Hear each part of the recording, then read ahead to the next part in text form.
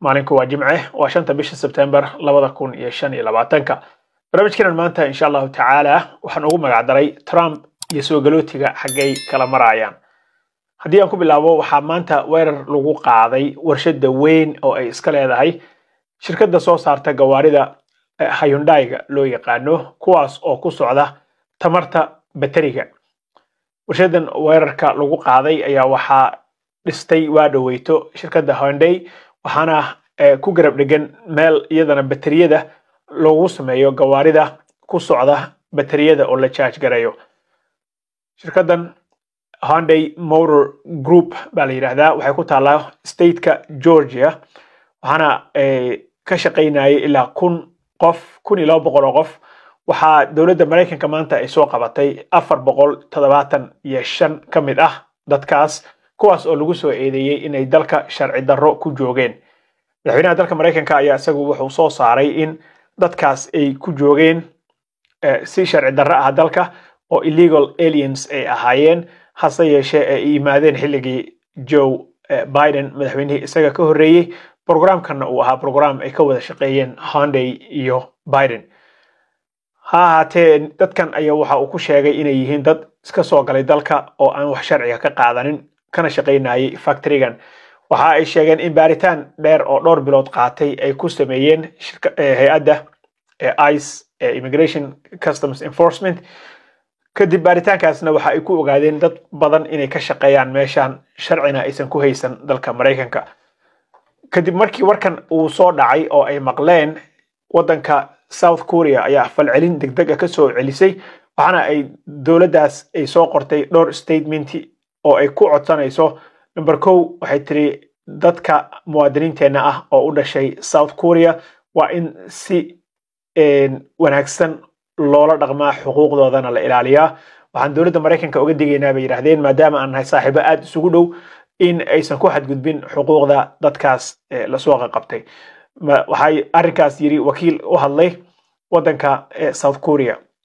intaas waxa dheer waxa iyadana qodobka kale markaan u gudbo waxa iyadana dhacday usbuucan in dawladda Mareykanka ay ogolaatay rabtana inay sameyso hay'adii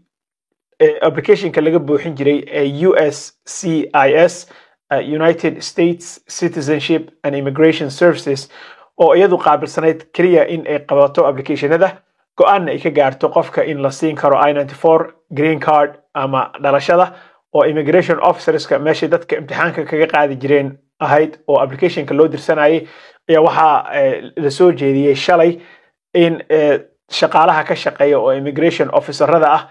loo sameeyo qayb hubeysan oo bastooladaheeda iyo qoryaheeda iyo waxeeda wadata qaybtan hubeysan ayaa iyadu waxay qaabilsanaan doontaa baa la yiri in dadka ay awood u yeelato in ay xarig sameyn karto oo arrest authority baa la siinayaa awood ay wax ku xiri karto ayaa la siinayaa soo qofka marka application-ka soo buuxsada markii uu u imaado interview ma wareysi waxa dhici jirtay qofka markuu xafiiska imaado interview-ga uu maro ama ku dhaco ama ku baaso ama ki yaraaba ha ahaado green card-ka lagu qaadanayay qofka markuu dibadda u soo baxo ayaa waxa ku sugi jiray wadada ama xafiiska hortiisa qolyahan immigration-ka iyo customs-ka qaabilsan ee ICE kuwaas ayaa qaban jiray dadka hase yeeshee hadeer waxa awood loo siin doonaa oo la sameyn doonaa garab hubeysan oo awood u leh inay wax xiraan xafiiska USCIS dhaxbartankeeda dadka arrimahan immigration-ka u dooda ayaa iyagu waxa ay ku soo celceliyeen hay'adan inay ahayd hay'ad dhexdhexaad ah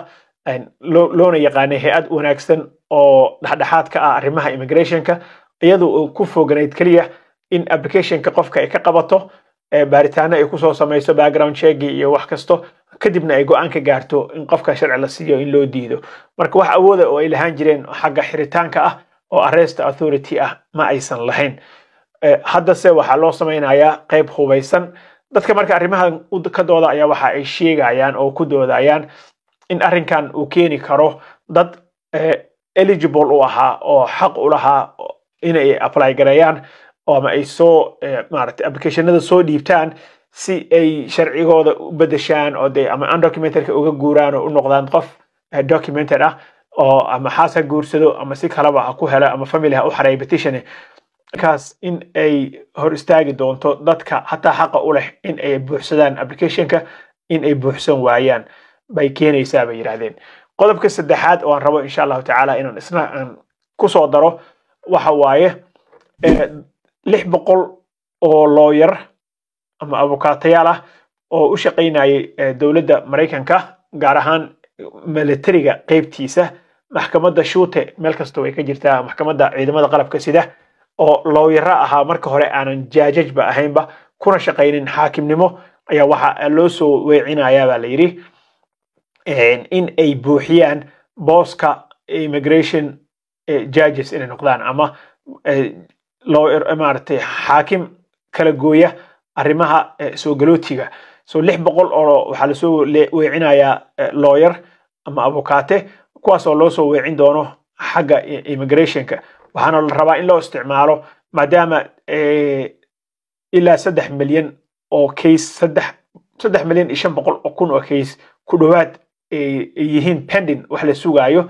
oo la rabo in la dhameystiro waxa arrinkan ay ka caawinaysaa baa la yiri maamulka madaxweyne Trump iyo asxaabta ku iyagu qaabilsan arrimaha soo galootiga iyo immigrationka in ay ka gaarsiiyaan oo ay dedejiyaan kaysaska go'aano degdeg ah sida looga gaaro marka usbuucan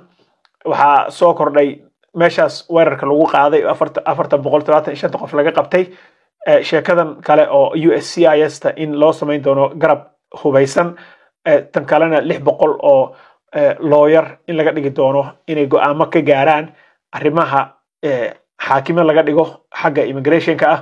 oo si ay u dedejiyaan arrimaha kaysaska faraha badan ee u yaala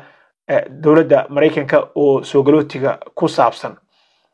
sidaas la mid ah waxa kale oo jira isna in madaxweynaha go'aankiisii ahaa in uu dadka ka imaaday Haiti iyo Nicaragua uu kala noqdo programkii ay ku joogeen ee ahaa magangelyadoonka temporary ah ku meel gaarka ah TPS ka temporary protected status ka ahaa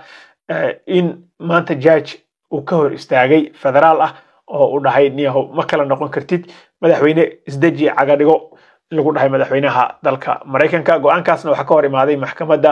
federaaliga ah judge-ka arrinka dhowrka arrin ayaa immigrationka usbuucan kaliya ka dhacay marka intaan ayaan insha Allah tacaala ku soo koobaynaa waa idin salaamayaa wa salaamu calaykum wa rahmatullahi wa barakatuh don't forget to share the video like and subscribe to the channel ma'a salaama